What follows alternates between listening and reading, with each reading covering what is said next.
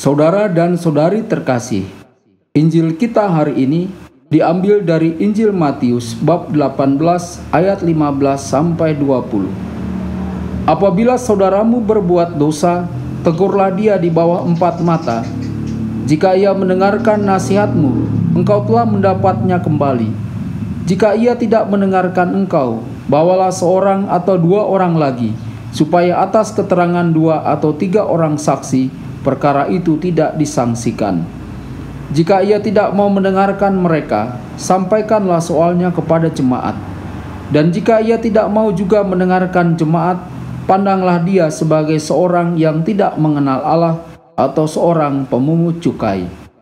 Aku berkata kepadamu, sesungguhnya apa yang kamu ikat di dunia ini akan terikat di surga, dan apa yang kamu lepaskan di dunia ini akan terlepas di surga. Dan lagi aku berkata kepadamu, jika 2 orang daripadamu di dunia ini sepakat meminta apapun juga, permintaan mereka itu akan dikabulkan oleh Bapa-Ku yang di surga. Sebab di mana 2 atau 3 orang berkumpul dalam nama-Ku, di situ aku ada di tengah-tengah mereka. Berbahagialah orang yang mendengarkan sabda Tuhan dan tekun melaksanakannya. Sabdamu adalah jalan, kebenaran dan hidup kami.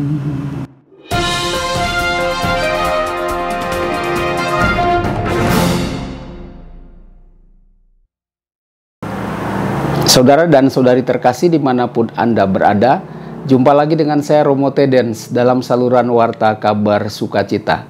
Semoga Anda semua tetap dalam keadaan sehat dan berbahagia. Saudara dan saudari, Injil kita hari ini diambil dari Injil Matius bab 18 ayat 15 sampai 20. Dalam Injil hari ini, Yesus berkata kepada para muridnya, "Jika saudara laki-lakimu atau perempuanmu berdosa terhadap kamu, kamu hendaknya pergi dan berbicara dengan mereka mengenai situasi itu." Saudara dan saudari, sekarang tanyakan pada diri kita sendiri, apa reaksi khas kita ketika seseorang berdosa terhadap diri kita? Apakah kita mengabaikan mereka? Apakah kita meluangkan waktu untuk memutuskan bagaimana kita ingin menanggapi?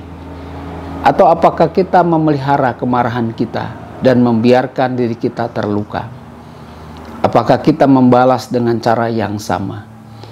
Saudara dan saudari, kita mungkin telah mencontoh tanggapan orang tua kita dalam situasi itu.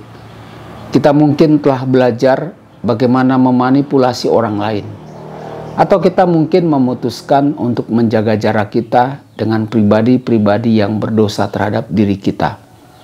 Atau kita mungkin diajarkan untuk berbicara dengan orang yang telah berdosa terhadap kita dan menyelesaikannya.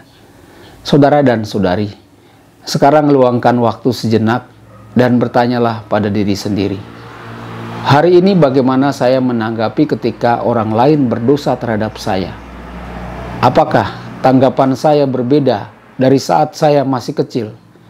Atau reaksi saya sama seperti saat saya berusia 8 atau 14 tahun? Kenyataannya adalah tanggapan naluriah dan otomatis dikembangkan pada usia yang sangat muda. Saudara dan saudari, hari ini mungkin hari yang baik untuk bertanya pada diri sendiri. Bagaimana saya menanggapi ketika saya merasa berdosa terhadap orang lain? Apakah kita mengikat orang lain dengan kemarahan kita atau kebencian kita? Saudara dan saudari, kita selalu dapat mengubah tanggapan otomatis kita terhadap situasi tertentu. Tanggapan otomatis kita adalah rasa marah, kebencian yang bisa selalu kita ubah dalam sebuah proses waktu. Jika kita berhasil menghilangkan tanggapan otomatis ini, kita akan lebih bahagia dan bebas. Kita tidak hanya membebaskan pribadi yang berdosa terhadap diri kita, tapi juga kita telah membebaskan diri kita dari rasa sakit dan kemarahan. Tuhan memberkati Anda semua. Sabda Allah adalah kebenaran.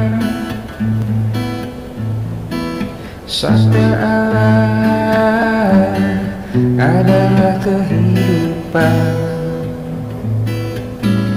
Mari kita mencintainya, mari kita menghayatinya.